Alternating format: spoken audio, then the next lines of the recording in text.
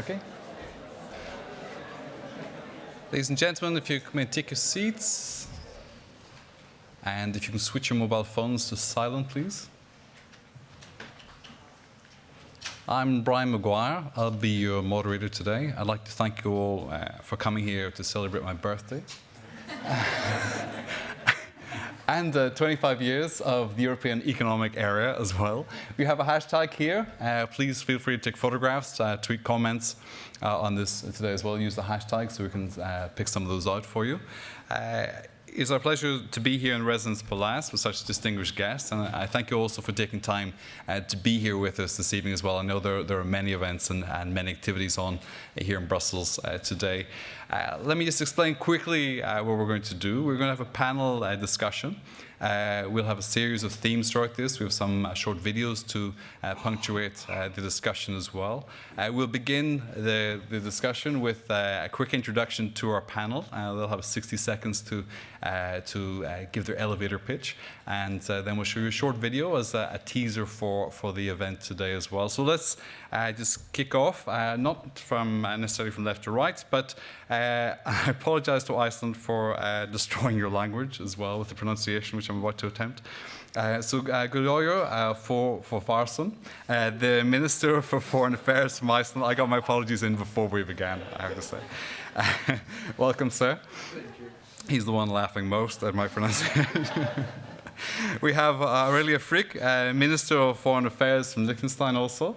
Very welcome.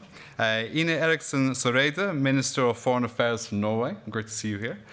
Stefan Radu Opreja, Minister for Business Development, Commerce and Entrepreneurship, Romania. Thank you, sir, joining us today. And Timo Pesonen, Director General DG Grow from the European Commission also. Let's start here. 60 seconds. So, as you said, I'm the Business Environment, Trade and Entrepreneurship Minister of Romania, and I'm here today in the capacity of the Presidency of Romania. So we had very good talks today, and I have to admit that I'm not inviting you that you have to pronounce our colleague's minister from Iceland, the name. I managed it just to pass away and to say that, yeah, dear minister. So, yeah, hopefully we'll have good talks about the 25th years anniversary, which is quite a long term for Europe. Thank you. 60 seconds, all yours. Thank you. My name is Guðlaugur Þórðarson. So he says. It's actually my name, and I'm still looking for a person who can say it outside Iceland. It hasn't happened yet, but of course you do it extremely well. We all call you Gulli. Yeah. That's cheating. But but I am the Minister of Foreign Affairs in Iceland. And I think my 60 seconds are over because I spoke about my name. Really? You can all see my name in the program as well. So I just want quickly to look back when Liechtenstein joined the EEA. By the time I was at high school, I was a teenager, and then I recall the times when, as teenager at high school, we philosophically discussed about our EEA, possible EEA membership, about the single market, about what we feared and what would come towards us. And now looking back 25 years later to that time, I think the biggest thing we should discuss about is that the EU, and as well our membership in the EEA, is a project of shared values and a project of peace. Thank you. Well, you also pronounce my name perfectly, so I won't repeat that. In 1994, when the EEA agreement entered into force, I got engaged in politics, or engaged to politics, I may say. But it was actually a time where it was not the directives or the certain parts of the cooperation that was very important. It was the peace and democracy building project that was important. And after 1994, for the last 25 years, we have experienced, in addition to peace, democratic institutions, democratic development, I think we can say that we have experienced an almost uninterrupted series of growth economically, also both in Norway, but also in many countries in the European Union. And I think that for us, the EEA safeguards everything that is important to us. And as of now, I think it is important that we also remember to cheer the EEA agreement. It is not something that is only there because we don't have anything else. It's actually something that is good and serves our interests. Thank you. So my name is Timo. I'm Director General at DG GROW, European Commission. It's Enterprise, Internal Market, and SMEs. I'm of Finnish origin, so actually I was a junior diplomat when Finland was negotiating on the entrance to the EEA treaty. And for 1 year we enjoyed the benefits of the membership before the country joined. Now in my current job, I have really realized that, you know, the closest partners in internal market, for example, are you. We always liaise with you on all the topics. We are now discussing the future of internal market among the EU countries, and of course together with you, like in the informal council in Bucharest, your ministers and colleagues are present. So we are working together more closely than with anybody else in Europe. Thank you. Now, you may have seen the Avengers Endgame. Now we have EEA Endgame.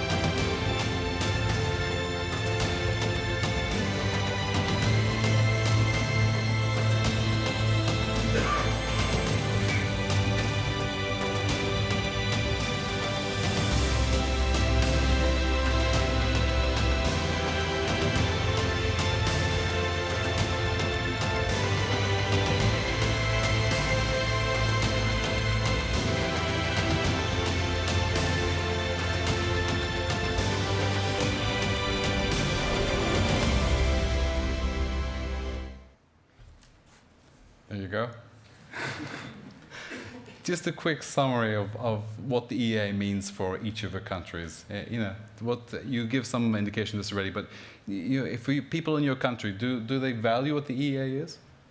Well, in general, I think so. We just had a poll that was done in January, I think, where 68% of the population was positive towards the EEA agreement. I think that is very good. But we also have to admit that we have a generation now who have never experienced anything else but the EEA agreement and how it is to live with the EEA agreement, with all the benefits, the freedoms. And I think that we sometimes have to take a step back and remind ourselves and our public about the benefits that we now have a tendency to take a bit for granted. They are the result of very hard political work, political choices. Sorry. And I think that when we enter into the discussion and the dialogue we have on a regular basis on either directives or discussions on whether or not this is a good idea, I think we have to keep in mind that for a country like Norway, with a bit over 5 million inhabitants, to have access to a market of over 500 million people on the same terms as Germany, as Sweden, to have common rules and regulations, common standards. What this means to our prosperity, our welfare, I think is almost unimaginable not to have it.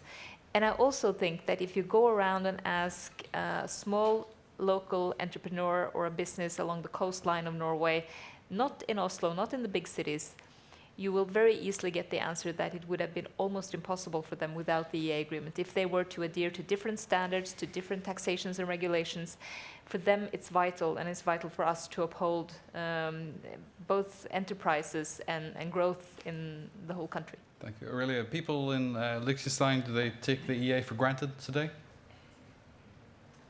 Maybe yes, but looking back, I think for the EU it was a small step when Liechtenstein joined the EEA. It was a giant step for us. It was a step of a beginning of growth. I mean, 99% of the goods we produce in Liechtenstein are being exported. So our industry, and we are one of the highest industrialized countries in the world, our industry relies on having access to the single market. So it is part of our daily life. And maybe some of you might not know, but Liechtenstein 40% of the GDP in Liechtenstein is generated by our industry. So companies like Hilti, they produce construction elements and drilling machines, or Ivoclar, they produce artificial teeth, etc., are coming from Liechtenstein. So we rely on having this access, direct access to this 500 million market. Iceland, and what does it mean for the people of Iceland today to be part of the EEA? It means a lot. First of all, it's opportunities. And looking back, before we were outside the EEA, it's of course different for many reasons. But basically, it's a question of that you can own a firm, for example, a small firm, and you're competing just from Reykjavik like you were in Rotterdam. That's the best thing. And when we joined the EEA, we only had more or less, to simplify it, it was the Icelandic economy was about fisheries and aluminium. Now it's much, much more diverse.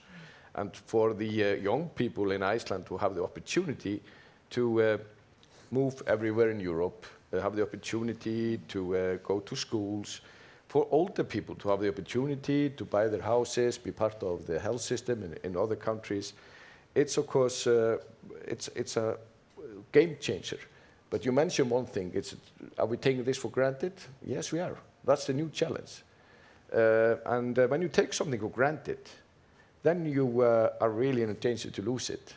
And I was very pleased when I saw in the Icelandic media this morning, because we have, and I know that Ine will forgive me because we get a lot of good things from Norway, but now we have some kind of opposition with EEA agreement from Norway, and many Icelanders are taking part. Not from Norway as a country, I would add. No, right. No, and they have some kind of organization called Our Energy, but now came hundreds of young people came out with the message, Our Future, because it's about the future of the young people, and we really need to preserve it and fight for it, because we cannot take a thing like that for granted. And the view from Bucharest, how do you see EEA? First should be the Europe view, which for us it's partnership, long-term partnership, which I do believe that is really important during these days, just to be able to speak about the successful stories in Europe. Because the successful story is existing. We just have to open our eyes and to be able to have this courage inside to speak about them. We are in campaign today in Europe, and I do believe that this is one of the things that we have to speak about, loud and clear, about this European economic area and this long-term partnership. 25 years, a long story, which should continue, and should continue because the base is very clear, are the same values that we are sharing. And I have to say that from Bucharest's view, is that 94 is a little bit earlier than 2007. So you join and you cherish the fruits, the fruitful of the European Union before us. And we were looking also to you. We were looking also to the other countries. And now we are just having the same values, being Europe and being part of Europe. And I think that this kind of long-term partnership based on value is the one which is the most important for European citizens also. Thank you. Can we kick off with the first of our... Did I wake you up there? The first of our videos, Liechtenstein. Die Kaiser AG ist ein Familienunternehmen mit jetzt über 100 Jahren Tradition. Wir sind in zwei Bereichen tätig, zwei Branchen. Einerseits, wie hinter uns hier, die Fahrzeuge für die Kanalreinigung und die industrielle Entsorgung. Und der zweite Bereich, die sogenannten Mobilschreitpacker. Wir sind in diesen Branchen heute weltweit führend, haben verschiedene Standorte, hier nach wie vor den Hauptstandort in Liechtenstein, dann andere Standorte in Europa und auch außerhalb Europa. Und ich glaube, für Liechtenstein und ein Industrieunternehmen in Liechtenstein ohne wirklich eigentlichen Heimmarkt ist der Marktzugang zu Europa essentiell. Aurelia, kick off with you. The export side of the EEA benefits, it's absolutely critical. 99% of your produce is exported. 0.9 most probably. 99.9 most probably. Can you describe something of the evolution of this as well? You know, which elements of it are valued most? You know, is it the harmonization? Is it just the simple capacity to move goods from one place to another? I mean, all the four freedoms are relevant to a market like we are. We rely on people coming from abroad. I mean, EU citizens coming from abroad to Liechtenstein. Just to give you one other number, and then I stop with numbers, but we have 38,000 inhabitants. Last year, for the first time, we had more jobs than inhabitants in Liechtenstein. So we rely on citizens from the EU, from Switzerland, of course, as well, traveling every day to Liechtenstein to come and work for us, to add value in our economy. And then, of course, many of you certainly know we have a strong financial center. So everything, the EU passport, everything in relation to the free movement of services is of crucial importance to us. And then at the same time, if I may add that, of course, as a country, sometimes we think there is a little bit enough regulation coming from the EU, especially when I talk about financial services. But at the end, when we talk to our citizens, to our banks, but as well to small and medium-sized industries, at the end we have by far more than 85% people in Liechtenstein who say this is the best integration we could choose for our country. And do the EFTA institutions assist with this as well in terms of legal structure as well? I mean, we have strong institutions, and we believe, as a country with our size, we believe in the rule of law, we believe in systems, and we believe that being set up in a systems like we have on the EU side with the two-pillar system, with agencies and everything, with the EFTA court, with the ESA surveillance authorities, I think we are in a extremely in a good corset of systems that gives us legal certainty on one hand side, and it as well underlies the sovereignty of our country, because we know it's not the power of the big that prevails. It is a system that at the end decides, should we once have a problem, what is right or what needs to be done on either side. Some nice lessons for some of our other colleagues in the European Union as well, I think. One size does fit all, apparently. The customs union as well with Switzerland, is this, how integral is that for your country as well? As you're dealing with a dual system here too. Do you see it as a dual system? The only system that has even more positive voices from our population is the customs union we have with Switzerland. Besides, I mean, we have a high percentage for the EEA, a little bit more, even more for the customs union we have with Switzerland. I mean, we are set in two markets. We have parallel marketability. It's an extremely complex system, and as a lawyer, I still try to understand it to come to an end, due to a lot of pragmatism with our Swiss friends that decided a week before us not that they don't want to join the EEA. 1 week later, we decided to join the EEA, and there were many politicians who said we will never be able to solve this problem because these two systems will never overlap properly. And on all the sides, there was a lot of pragmatism. We found good solution, and it's a system that at the end, until today, just works good. Okay. For Norway, the export capacity, is it changing or is it something just static? That do you see growth in particular areas, or is it in flux? Well, we have around 75 to 80% of our exports going to the EU. It's quite a large number. Maybe not as large as Aurelia, but still quite much. So that means that if I'm going back to your original question on what is the kind of the most beneficial part of the single market, I think it is the level of integration. And we see it in many aspects. We see that for us, it's almost unthinkable to imagine one and not the three others of the four freedoms, or two and not the two others. They are very much interlinked. They depend on each other. And again, if you go around asking farmers in Norway or people working with fish, for instance, they would not have managed at times without the import of labor from EU countries. At the same time, I think it is important that we realize that the level of integration is also something that safeguards us in special times, like when we had the tariffs on steel and aluminum from the US. It was the EEA agreement that exempted us, all three of us, from the EU safeguard measures, which would have hit us quite much harder than the tariffs in the US because our export to the EU market is so much larger than to the US market. But it also tells a story about the level of integration that benefits us. Of course, we all have to give something. We all have to participate. But the benefits we reap from it are far larger than what we, in a way, give into this. And as I've said several times, I think it is important to realize that from our perspective, and I think I speak on behalf of all three of us, the EEA agreement is a way of cooperating on areas that are fundamental to our welfare and prosperity and to the future of our citizens. Okay, single market, Timo.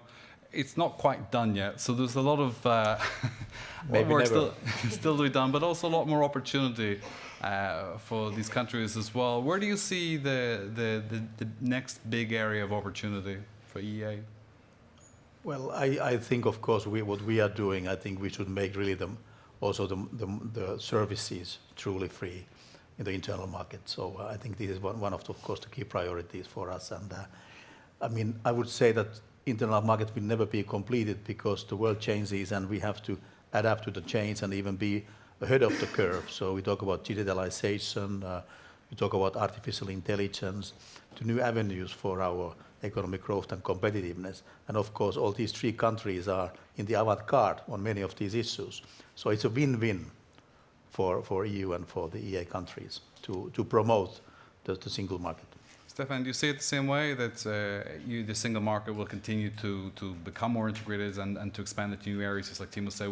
We're never going to complete it, absolutely. But this is obvious that the challenges that Europe is just facing are the same one the Union Europe. It's the same one also for the EEA. The Industry 4.0, it's in the front of us. What does it mean? Artificial intelligence, digitalization, yeah, everything what it's related with this. It's also applying to us, the member states, and also to Norway, Liechtenstein, or Iceland. And I think that being together, innovating together, increasing the funds that we are just putting in research and development can give to us together this leading perspective of the Europe this time in this field of activity. And I was just thinking that Norway, it's the 6 partners in terms of trade of EU, 54 and 84, if I remembering well, the other one. So yes, we have to do trade together.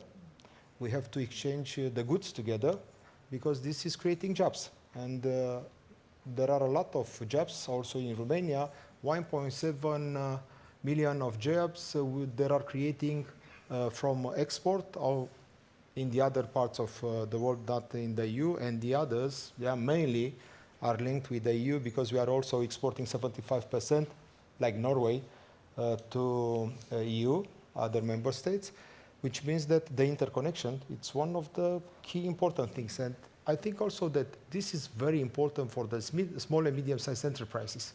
The core of the new created jobs in Europe. We don't have to forget that 85% of the new jobs created in the last 5 years, they are in the small and medium-sized enterprises. And I do believe that this kind of figures are the same also in the other countries. And for the young entrepreneurs, the single market, it's an opportunity and should remain like this. Is Iceland as excited about this? Because innovation is not size dependent in terms of countries, and the single market is still far from complete, these elements. So research and SMEs in Iceland, how do you see this as an opportunity? How do your people feel about this? That's one of the core elements, and one of the most important things are the R&D. And as I understand it, if you look at the numbers, then we are quite good when it comes to in these cooperation. It means, in simple words, that for every euro we pay, we get 10 back. But that's not. But that has something to do with that people in Iceland are emphasizing a lot, especially the young ones, when it comes to research and development in these fields. So we are really active in these programs. And when we are looking at to the future for Iceland and how we're going to see how we're going to be competitive, then this is the main thing that we need to. We are not going to. We use natural resources quite a lot for obvious reasons, fisheries and geothermal and hydro and so on. But when we're looking to the future, how we're going to enlarge, then we have to look into other things, of course connected. But this is one of the things that we see the most beneficial when it comes to the EEA agreement. Of course, we are dependent on access to the market and so on, but this is definitely the core thing. Okay, let's take a look at Iceland's video show, which is right on the money for what you said. Ég heiti Edda, ég starfa hjá Orkuveitu Reykjavíkur. Við höfum á undanförnum árum unnið að því að þróa aðferð sem að fangar kolefni og bindur varanlega í grjót og þannig sporna gegn loftslagsvandanum. Aðild Íslands að Evrópska efnahagssvæðinu hefur gert okkur kleift að sækja styrki í sameiginlega sjóði, rannsóknarsjóði Evrópusambandsins.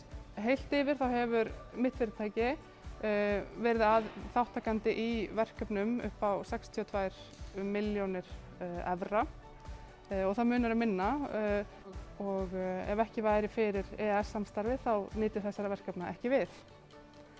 Og núna á síðasta ári þá fengum við nýjasta styrkinn sem meðal annars hefur gert okkur kleift að fara í útrás með þetta verkefni okkar sem heitir Carpex og prófa að beita þeim aðferðum sem við höfum þróað meðal annars í Þýskalandi og Ítalíu.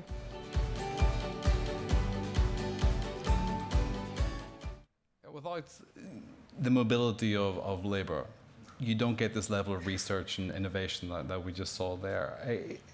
Is there a difference in generation in terms of how young people, students in particular, view the EEA, how established companies view it, or is there no difference? EEA hasn't been disputed more or less for 25 years. It's just for some reason it's when I become a foreign minister then something happens. I don't know what it is. But, would you like us to speculate? But then again, a lot of things going on the world after I became a minister of foreign affairs. Is this the first time you're reflecting over this issue? Yeah. Well, I've been thinking a lot about this, and but we are taking those things for granted. I remember because I was been active in politics for a very long time. And after we joined the EEA, 1.5 years later, there were elections. And no one discussed it. It was really debated, but no one discussed it. And now we have this problem, if you could say, that we have a bit forgot what it means, why we do have these opportunities. One were mentioned there, but a lot of others. And the challenge is that, and I am not worried about those challenges, just to understand that these things we take for granted, they are because of the EEA agreement. And in terms of predictability of the framework that your businesses have as well, can you imagine being able to sustain a modern economy without that predictable legal framework, without the harmonization of legislation? Well, of course, we probably would have found some other ways, but the main thing is that when you are a small economy and you're competing with companies from other bigger countries, I mean, the biggest problem is that these rules are so that everyone is the same. It's the same playing field, because we can never threaten anyone. You could, but it wouldn't be a good idea. So we just, common rules are good for everyone, even the big ones, definitely. But it's especially good for the small ones. But of course we are dependent on more markets than the EEA. And actually Iceland, if you look at the history of Iceland, is more about we just trying to get control of our own trade policy. And when we have done so, then we see that we are doing good. But we have about if the EEA, if we exclude UK, then it's about 50% our trade. But of course we need to trade with others. And one of the good things, in our view, is that being part of the EEA, that we are not a part of a custom union, so we can make a free trade deals with all other nations that we want to, and we surely do so. What does it mean to have control of your trade policy? Well, if you want a history lesson of Iceland, then of course there are no Danes here, but they gave us a little problems. But I love them. They are good friends of ours. I go to Copenhagen from Brussels, so it's not a problem. But no, but seriously, it's about that we are a pure example of the imports of free trade. Okay. 100 years ago, we were probably the poorest nation in Western Europe. We would still be poor if we wouldn't have access to other markets, and our markets wouldn't be open. Hey, UK. Well, they are open in a context of the WTO with the rule-based trade. Because if there are no rules, then it's a little bit hard with the trade. So I think that we had these discussions together during this today, and we are having the common view of the WTO reform, and which means the multilateralism and the need of the rule-based trade. Oh, really? On the same topic, the stability that you need, particularly as a small country, do you feel that there's a risk to that at the moment because there's so much disturbance in global trade? I think, and this is something, I mean, you said it already, we discussed it today or already during the day a little bit. I think as Europe, we really need to stand up and together, and we need to raise the voice on the values, on the common values our organizations and our multilateral organizations we are part of are being based on. And I think that's a personal view of myself. Europe as a whole needs to do better when it comes to standing up on values. So when we believe in free trade, I don't believe in a trade war. We believe in free trade. I believe in multilateralism. My country, obviously with the size of my country, we believe in that. And I think a country like ours can only be successful if we know that there are regulations and they're being kept. Otherwise, big countries dictate us what we have to do. So my voice today is standing up for the common values we have in Europe, and I think we need to become even a little bit better in doing that. Yes. I just want to follow up on what Aurelia is saying, because I think it is a really important point. When we look back in history, what started as a union of coal and steel quickly turned out into something much more integrated. And the reason was quite simple. It was also a way of trying to prevent countries in Europe to ever go to war with each other again. And that, I think, has been a very important point of the EU, the work that has been done to promote and preserve peace and stability and develop democracies. And of course, there are no linear developments. It means that from time to time you suffer setbacks. But overall, this has been very important. And just because many of these institutions that we are today celebrating the anniversaries of, be it NATO or EU for that matter, it is also about the fact that we were able to build an architecture on the ruins of 2 devastating world wars that I think has really benefited all of us when we, in hindsight, see and look at the historical perspectives. And if I may also just your point on global instability in the trade area, well, I think it's quite easy to illustrate with examples of how we all now are part of big value chains, and we are in a way small pieces of big chains. When there has been talks on imposing tariffs on cars and car parts from the US, we have been looking at how that would affect us. And it would affect us both directly, because we're quite a large manufacturer of car parts that we export to the European market, but also directly to the US.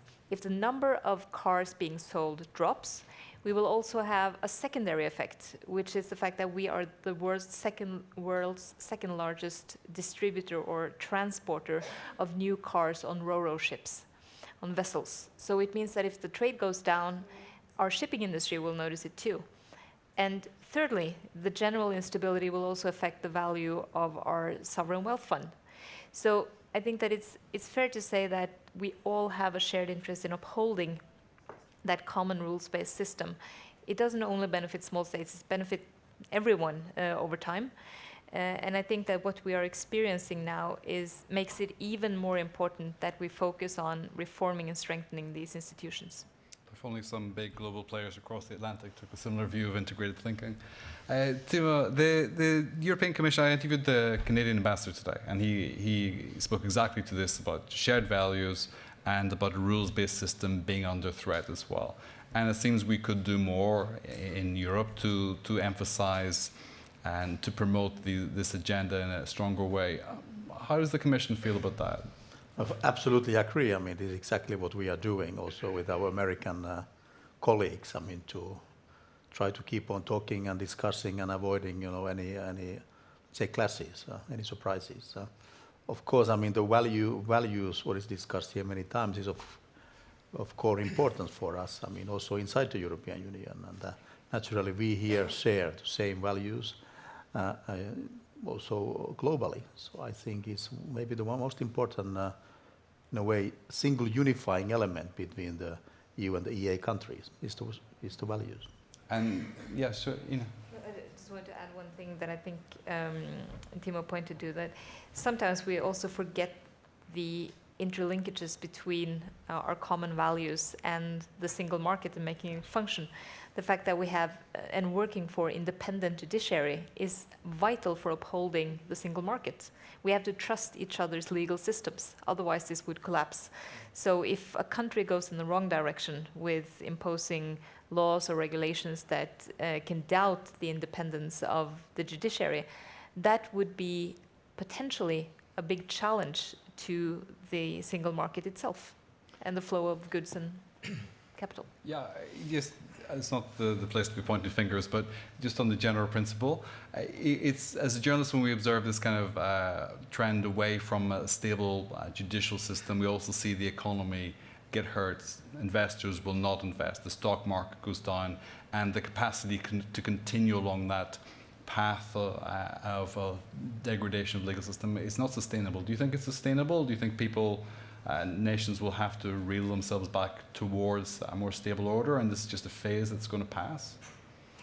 Well, I think it's very difficult to predict, especially nowadays, because everything is is much more unstable than we are used to. But I think it's a fair assumption to say, and we see that globally, not only in Europe, globally, that if countries are to attract investment, foreign investment, they have to provide stable and independent judiciary. They have to provide a conducive business climate, and they have to provide for the basic uphold of human rights. Otherwise, it's going to be increasingly difficult to get that foreign investment. Unless, of course, other countries move in the same direction and form partnerships. But in general, it would definitely benefit all countries to adhere to those principles, yes. Okay. Closing on the theme of judicial independence, let's have our Norway Avengers video.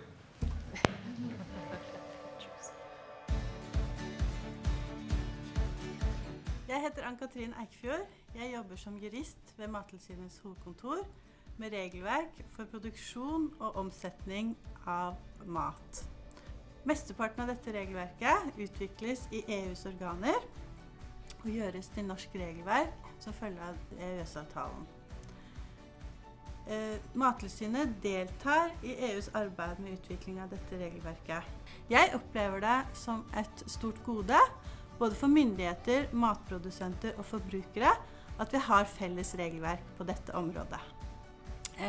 Samtidig har vi gode meldesystemer og mulighet for bred oppfølging dersom det oppdages avvik og feil, og dette sikrer at utrygg mat kan trekkes raskt fra markedet. Råvarer, ingredienser, halvfabrikata og ferdigmat er i dag en global handelsvare med mange aktører. Felles regelverk og en felles innsats sikrer trygg mat.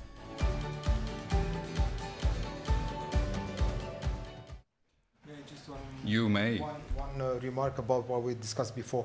I was just thinking that this issue regarding the taxation of the car industry can be one of the best practice examples, because I was thinking about this, that okay, trade is one of the exclusive competence of the EU, but the trade ministers, we managed to give the mandates for the negotiation directives to the Commissioner Malmström in order to be engaged in that dialogue with the United States, which means postponing today of for 180 days of this one, which means once, unity, which is really important for the European Union, and we managed to give this message, important one, of unity. between all the member states. And second one, you just raised that we manage, and the Romanian presidency is having one of the priorities, Europe Global Actor, to create one thing which is also protecting the other partners from the EEA. So you are not affected, and we are not affected today. Thank you, Stefan. So return to the video clip here. You know, the sense that the consumer, the individual citizen benefits from this as well. It's not just corporations, not just SMEs. I remember a Jon Stewart clip talking about the deregulation of the Food Authority in America, and he said it's the difference between us knowing that we're drinking milk or rat poison in the end is not quite the same scale. But do you think individual consumers, individual citizens value this harmonization, this standardization that the EEA brings to your home market? Well, I generally think that people do, not only because the choices you have in the food counter now is completely different to what it was dating back to the 80s or the beginning of the 90s. But also because they see it as part of a bigger issue of having Europe not only as seen only as a market, but it is our continent as well. And it's quite natural that whatever Aurelia or our good colleague Heiko Maas in Germany is eating, is quite natural that our consumers are eating as well. And the fact that we have rules and regulations when it comes to food safety and standards is vital, because we need to export our goods, we need to import safe food, and we need to make sure that we can do it in a way that is without unnecessary hindrances. At the same time, knowing, as was said on the video, that we can make very quick action if we see that there is unsafe food on the market. But I also think that when we look at the integration and how it affects people's daily lives, when Brexit occurred... Didn't occur yet. Well, I say that as that's an Irishman watching the border very That's closely. interesting. So, when the referendum was held... the first referendum. And, yes, right. This is developing in a very interesting way. We could go on with this. Okay, so when the British people decided, for now... I'm going to stop, okay? Okay, so the Brexit issue,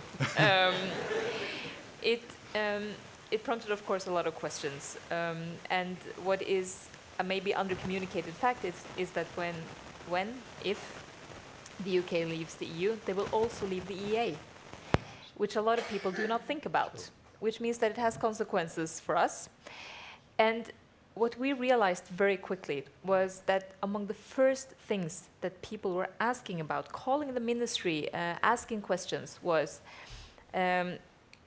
will I still have my citizens' rights? If I am among the around 20,000 Norwegians living in the UK, will I still be able to do so? And that tells me that it's very natural for people to move around, and they see then other European countries as their homes as well. One of the other questions that we very often got was, me as a student, is it safe for me to plan for studying in the UK now, or how is it? Again, it says something about how we are used to using the whole of Europe as our own continent, regardless of membership or not. And of course, a very important question for Norwegians were, will the plane leave as scheduled to the UK and get back so we can watch the football games? Norwegians are crazy about English football. So that was also a very important part, much more important than trading goods or other things like that. But knowing that the basic questions that were asked during the Brexit issue process had to do with people's seamless use of Europe as a whole continent. And I find that quite interesting in a political perspective. I love the phrase. Yes, of course. Can I add just something? I mean, I was listening out a little bit when we were talking about food security. I think on one thing we definitely need to become better. we need to become better in explaining that the regulations coming from the EU are not regulations made for Brussels and the people working there. They're made for us people. And I'm Minister of Justice as well, so I had the luck to introduce such a big regulation at home for data protection, because of course the EU regulation on data protection applies as well to us. So we had a huge package, and this kind of feeling needing to explain to the people, it is on the benefit of me as Aurelia Frick that we have these new regulations, and I can feel it. I mean, I get less of these spam, crampy emails, you know, how to deregister. All these processes are being set up, but people still don't realize that this is due to this big package we needed to introduce, and this is something where we really need to become better. I think every single country, and maybe as well Brussels a little bit together with us. Thank you. Go ahead.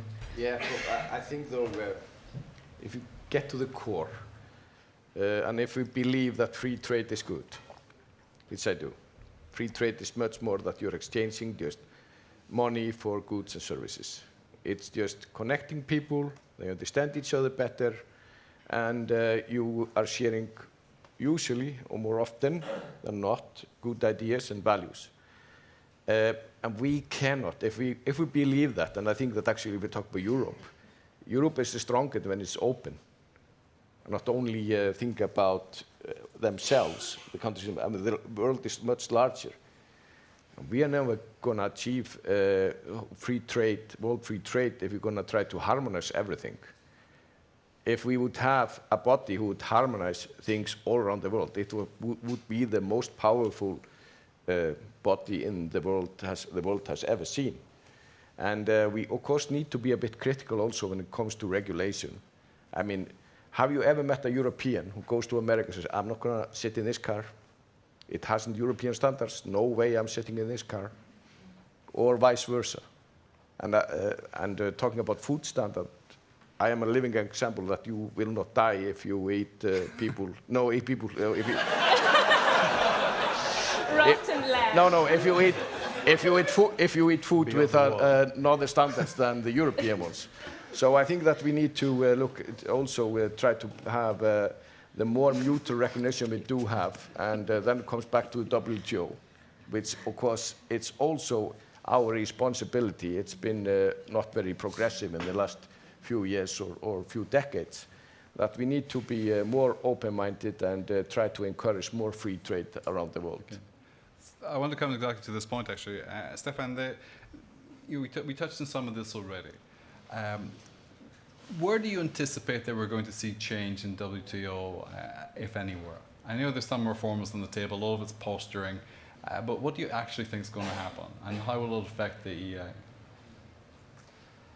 Everybody understood that WTO need a reform. This is very clear because it's also the same rules since a long period of time. But in the same time, there are some of the things which are really challenging, because the WTO should work, and without the apple and body, it's not possible to imagine that the WTO it will still give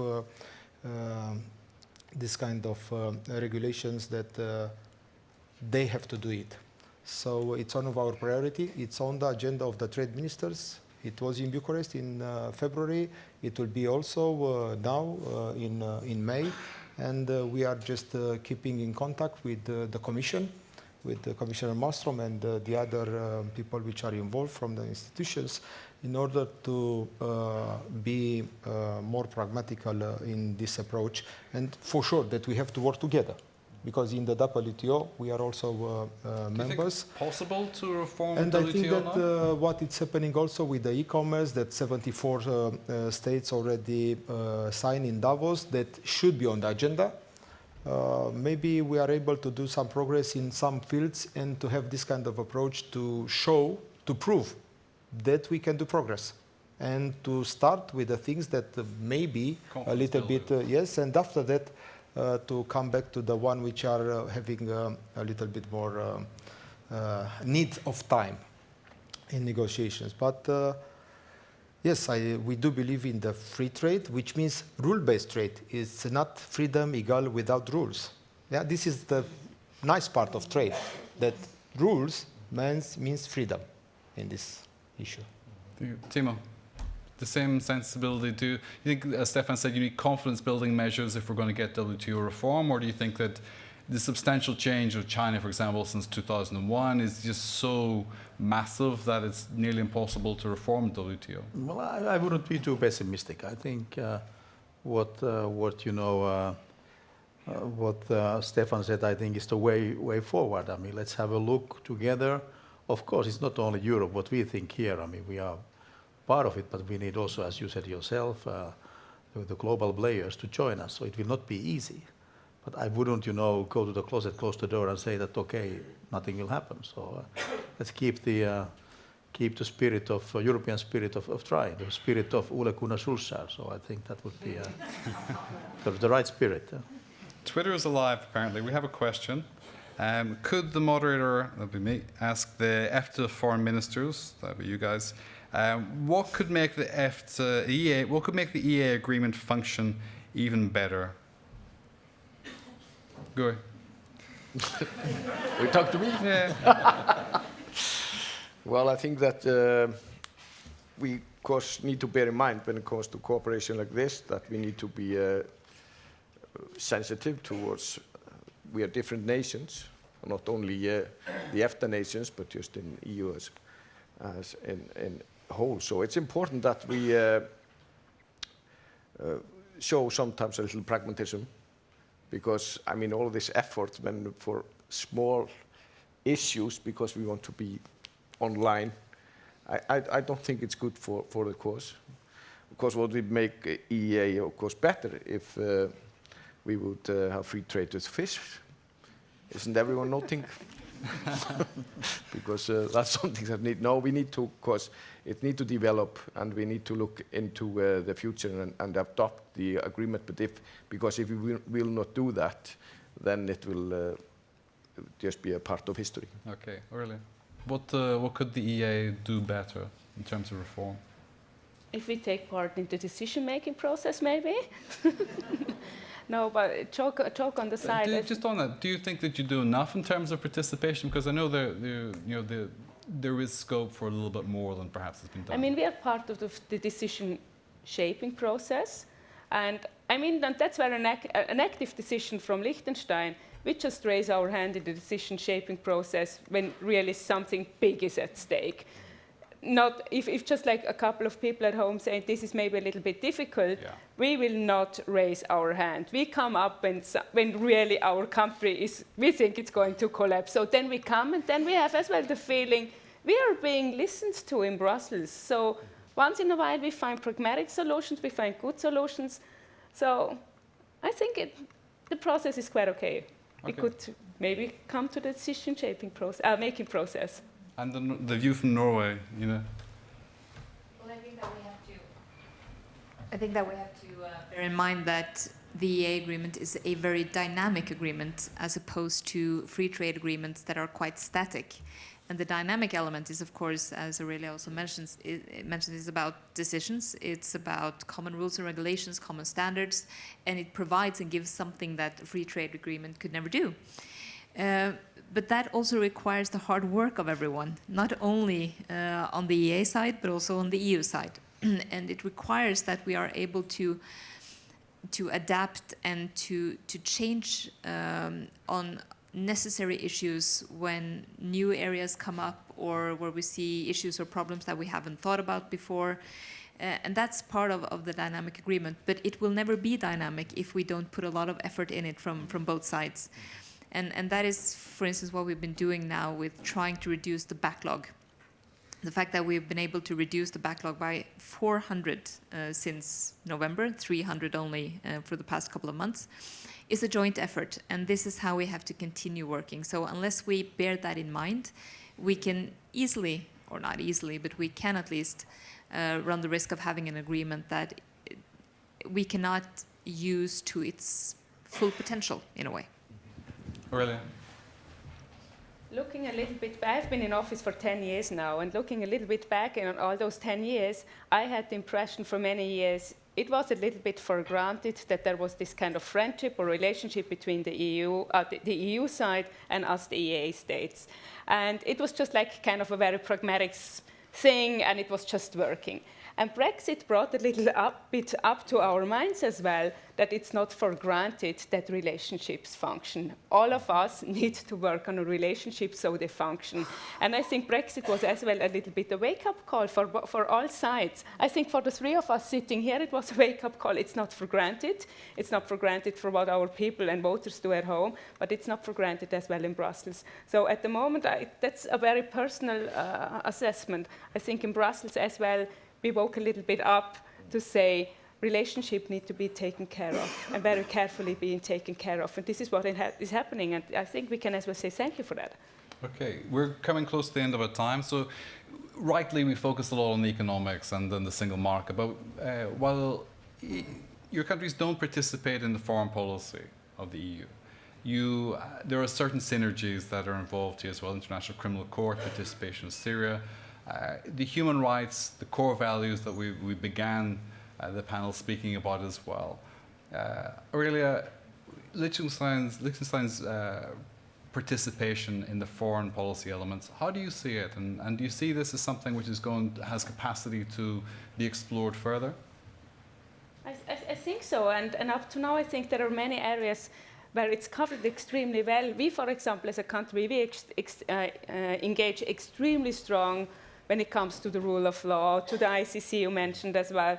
And I mean, the EU is doing a lot in that area. So the EU is doing projects and we are doing projects. So it's a little bit an adding up or a filling of gaps where the EU is not that active. And I think especially a country like we are, we can jump into gaps and take on roles maybe the EU as a whole could not do. And I think the ICC that is under attack at the moment is one of the good examples where the EU as countries or the single member states do not have that a common stand on it. Is a very, very good example to this. As you say, that the leadership capacity, Iceland, for example, on equal pay, gender equal pay as well, is a real leader. Last year, Iceland was presenting on this in Europe, and the European authorities and the European Union in particular taking the example and the research you've done in your country as well. Basic human rights, equal pay for equal work as well. Any more scope for initiatives like that? Well, I think, yes. I mean, well, as I see it, I think that I am proud what we have done, and it's not me personally, the ones who came before me. And brave women and men who changed the society quite a lot. And I think what we can offer to the world, Iceland is like many other small nations, is that something is doing good, then we can share the experience. And we are very ambitious when it comes to equal rights, gender equality. And so that's what we are trying to do. We are trying to do things that are working. And let me just ask you on this, because it struck me as noble and ambitious and the right thing to do, without question. Mm-hmm. But Iceland presented here in Brussels on the subject of equal pay. Mm-hmm. And it strikes me that it's not separated from the single market as well. And that the statistics of the time, the equal pay accelerates the economy as well. Getting the pay framework right is a motivational element for the economy. Is Europe missing a trick here? Or? Well, I'm trying to put this simple. First of all, I find it interesting because that no politician in Iceland, non-political party, wants to go back, because this has changed a lot. I can also say to my fellow men, we live longer when there are more gender equality, and we are healthier. And actually the economy, I mean, when the economy is missing out maybe half of the population, it affects the economy. So in short, it makes perfect sense. And unequal pay kills you. That's the message. Bring it home. And we're 1 minute to go, pretty much in the same sort of. And if unequal pay kills you, you know that Gulli will eat you, because he will eat humans. So it's a very vicious circle. That's the lesson That's from the this lesson. meeting. Well, I wanted to add one thing on what he says because it's really important. A lot of people tend to think that Norway's prosperity and also our welfare primarily stems from our oil and gas income and our exports, which is to a degree true. But it's first and foremost the fact that we have a very high participation of women in the workforce and that we have good arrangements for maternity and paternity leave, that you have kindergarten that is cheap from an early stage. I don't think you can underestimate at any point how much it means for an economy to have not only equal pay, but also equal opportunities for men and women, and to have I would say a record high number of women included in the workforce. So a good advice to everyone is to focus on these issues because it brings prosperity and wealth. Thank you. Final comments from Timo and then Stefan to close. No, I fully agree. I mean, of course, I mean, that's also what we are promoting. I mean, the equality. I think what I would like to say at the end that, I mean, the internal market is, of course, very important, but of course, also the citizens. So that, I mean, how do we better engage with the citizens, explaining the benefits of the internal market and of the whole cooperation what we are doing. To fight against the climate change, we are there together. We have the Arctic cooperation where we are, most of the countries are, the whole union is there. So I think we have some job to do there on simplifying things and explaining, and also to be big on big things, also in our cooperation. Thank you. Stefan, last word. I was just thinking that speaking about gender equality as entrepreneurship minister, we are having in Romania one of the most ambitious programs for startups. 10,000 new projects, 44,000 euros grant for each of these projects. But which is the figure that I want to highlight now? 46% of the total one which just being part of this program in 2017, there are women, which means that it's really a gender equality in terms of entrepreneurship in Romania, and I like a lot this kind of figures, and we are also trying to keep them progressing in this one. Maybe why not to be more than 50%. But I wanted to say my personal opinion about today, because what I like it most, it was the appetite for dialogue, that we are really open, that we have a really honest and open dialogue, which is not so common for the politicians. But I think that this is the way that we can celebrate today the 25th years anniversary of the European Economic Area. Yeah, trying to do progress, flexibility, pragmatism. You know that there are more than 400 amendments to the agreement, which means that really it's a political will to just overcome all the possible barriers. So I think that this is the spirit of the EEA. And I like it a lot, and I'm really honored that I've been today with you. Thank you. Thank you. Now, my favorite phrase today, Ina, you won. It was under-communicated fact. I think it applies to a lot of things. But, ladies and gentlemen, before we thank our panelists for the participation today, it is an under-communicated fact that the EEA, after 25 years, is alive, it is well, and it remains ambitious. Ladies and gentlemen, our panelists, thank you.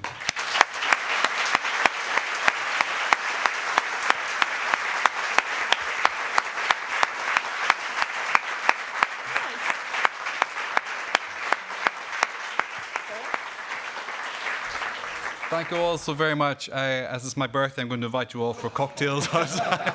Please join us. Thank you and good night.